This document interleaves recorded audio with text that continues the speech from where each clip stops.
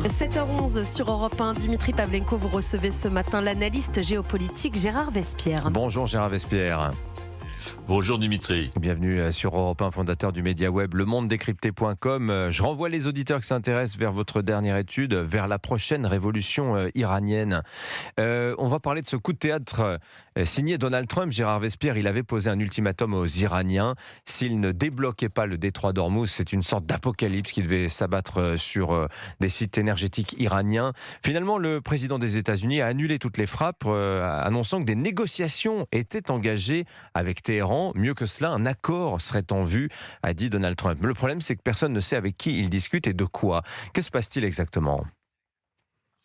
Donald Trump est le chef du micro, n'est-ce pas ? Il est le chef de la communication et là, il a un rôle absolument magnifique qu'il sait très très bien remplir depuis de nombreuses années. Donc, il a pu communiquer effectivement avec une matraque à la main et puis tout d'un coup, il a dit « ben non, je ne lève pas ma matraque » et les marchés ont respiré et les consommateurs de pétrole et d'essence ont respiré parce que les prix se sont dirigés vers le bas pendant quelques jours. Moins 13% hier matin, c'est incroyable, avant une remontée en fin de journée, mais moins 13%, c'est dire les embardées de marché colossales sur le marché de l'énergie en ce moment, c'est dire la tension et le stress aussi, hein. Voilà, donc l'effet de micro, l'effet d'annonce a parfaitement fonctionné. C'était le but recherché. Donald Trump n'est pas le chef de guerre. Ça, c'est le rôle du Pentagone, du ministère de la Défense américain. Il est le chef de la communication et il faut bien faire la différence entre les deux fonctions dans l'ensemble du système américain. Mais vous pensez Gérard Vespierre, y a-t-il vraiment des négociations ou Donald Trump ment-il simplement pour gagner du temps, apaiser les marchés, parce que la pression, on l'imagine, doit être très forte aujourd'hui sur l'exécutif américain, compte tenu du risque d'une crise énergétique qualifiée déjà de majeure, peut-être la plus importante de l'histoire, dit le patron de l'Agence internationale de l'énergie. Dimitri, que dites-vous? Un président des États-Unis ne ment jamais. Il enjolive, il raconte du merveilleux, mais il ne ment pas. Donc, il doit avoir une crédibilité toujours intacte pour que sa parole, effectivement, vis-à-vis de ses concitoyens, de ses électeurs, garde tout à fait sa puissance et sa valeur, et vis-à-vis de ses adversaires et de ses ennemis. Mais donc, identique. On est dans le brouillard, Gérard Vespierre. C'est du brouillard de communication, en quelque sorte.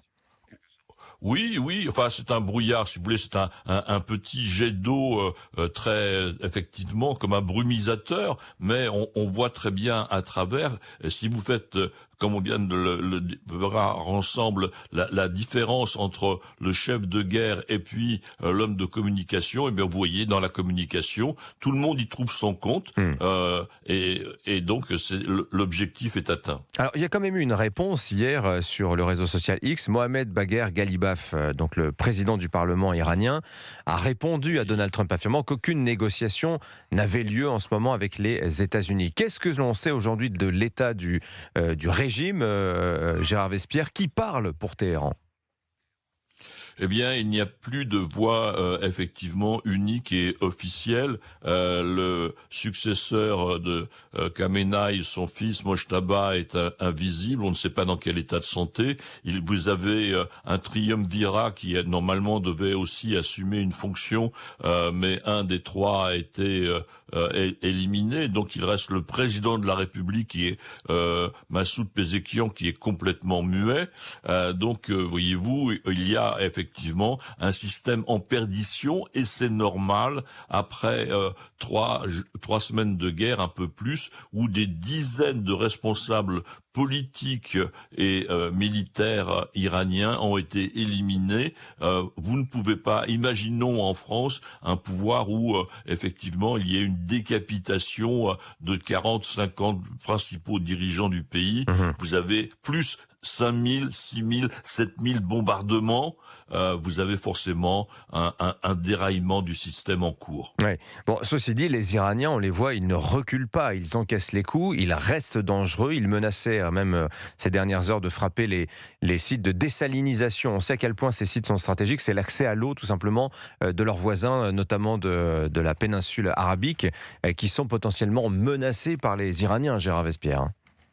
Pour le moment, tout cela est effectivement un discours je dirais, stratégique, mais ce n'est pas une action stratégique. Les missiles sont restés sur les camions ou dans les silos, ils ne sont pas lancés. Donc, voyez-vous, on crée une pression diplomatique, une pression économique, et évidente dans le cas donc de la région du Moyen-Orient à travers le pétrole et la diffusion du pétrole dans l'ensemble de l'économie, mais on est dans la rivalité des discours et non pas dans la rivalité réelle du terrain et des armes, quand on prend en considération les centrales donc de dessalement ou les centrales de production d'électricité.